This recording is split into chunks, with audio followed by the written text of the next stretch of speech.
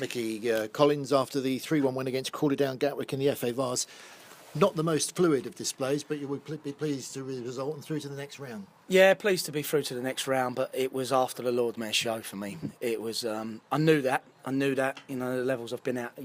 To come out down here on Wednesday in front of 300 people and have a fantastic night, to try and pick them up, no disrespect to Crawley Down Gatwick, but, you know, they're not a Lewis, and to pick the guys up and make them lively was difficult, and I think it showed, and I think it probably didn't help us that we scored from a bit of a ridiculous goal, and then all of a sudden we sort of sat off a bit, and but you know, we had a chat at half time, and I think second half we came out and passed the ball better, and it was comfortable in the end. Yeah, the bonus of the opening goal, you know, goalkeeping howler put you in front.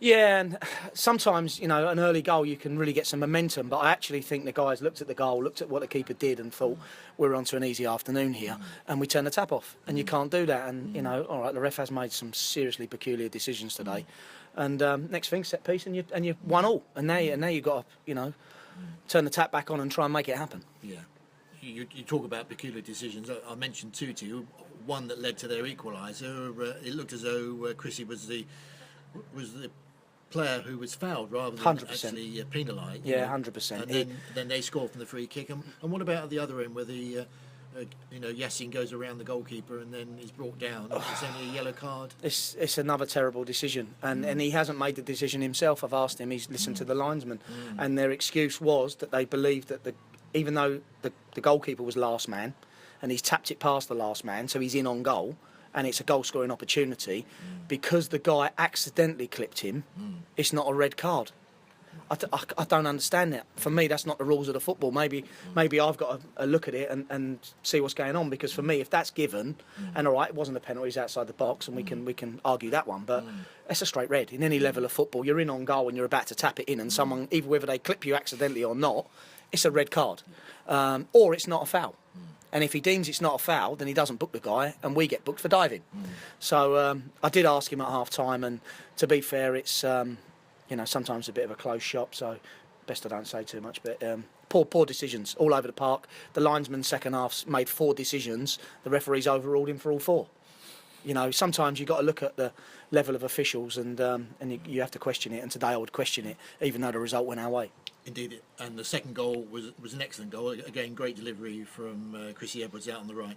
It was good football. I think we kept the ball better. We knew we'd move them around. They were a bit pedestrian over the park at times, Crawley, and we knew if we moved them around. I watched them on Tuesday, and they were the same with Shoreham. And I knew if we could move the ball around, which we didn't do in the first half, we just went gung-ho, we would open opportunities and they would create for us, and that's a great move. That's probably 15-20 passes before we've delivered it in the box, and a tap in for Kieran. Yeah, very good goal, good footballing goal. And Byron finished it off with a one-on-one in the 90th minute. Yeah, well, we were disappointed with the amount of offsides we gave away in the first half, and we were trying to get in with the first ball. And as I said, you know, sometimes you've got to play your way, let them, you know, get their high line, and then you can slip it through. And Byron, as soon as he goes through one-on-one, I'll have my money on him all day. That's why he's here. He's such a cool finisher, and that's just took the pressure off. Then you know it's game over, and we've got the result. And I'm pleased that we've stayed in the competition, because today could have been a real banana skin. You know, they're, no disrespect to them, they're probably not going to go and win their league, but they come here for a tough game, and they gave us one. And after Wednesday, we could have easily slipped up today and been out the Vase. And no disrespect to the competition in the FA Cup, we're not going to win that. We're 100% sure of that. But we have got a good chance of progressing in this one.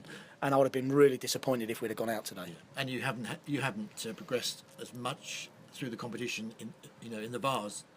No, we haven't. Liked in previous years. We haven't, and I've never had a really good run in it. I don't think even when I've dropped down the level and played at that level, I don't think I had a good run in it. So for us, there's some guys in there that have. Byron's played in the semi-final. Harrison's played in the quarter-final of it. So we have got experienced guys in there.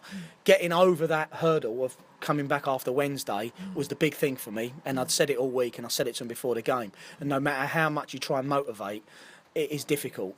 You know, they'll be up for it next Saturday, because obviously it's going to be a decent crowd again, and we're playing a really, really top side. So you've got to fire yourselves up, and I think we'll have a different performance. The downside to Wednesday was losing Corey Holder with a hamstring, and hamstrings are always... Well, Corey's not long-term. He's not long-term. Right. That's good news. Yeah, because when he done it, it was a tweak, and he looked at me and I said, if you go to run and it pulls, just go down. So we don't think he's pulled a hamstring. We actually think he's probably tightened up a little bit because it was late in the game.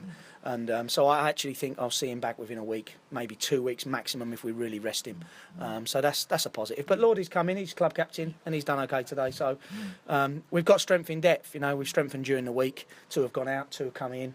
There's 1 more to come, which we'll address on Wednesday. And we're back to full strength again, and then we're looking positive. Yeah, talk about the outgoings and the incomings. Adam Marsh and Joey Bingham going.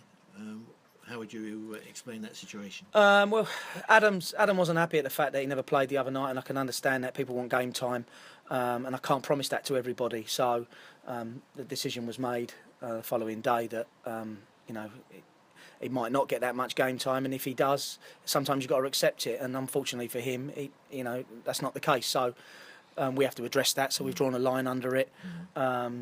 Joe's a different thing. He wasn't happy about some of the things that were talked about the other night, and I can accept that. And so we've moved on from that, and they've both left the club with our best wishes. And I wish them. Yeah, we brought 2 in. One we can't mention yet because we haven't signed him, but Jerson's coming. We knew Jerzon was coming anyway because we was waiting for international clearance, and he hasn't played for a long time. You can see today he's got the attributes, but he's just rusty.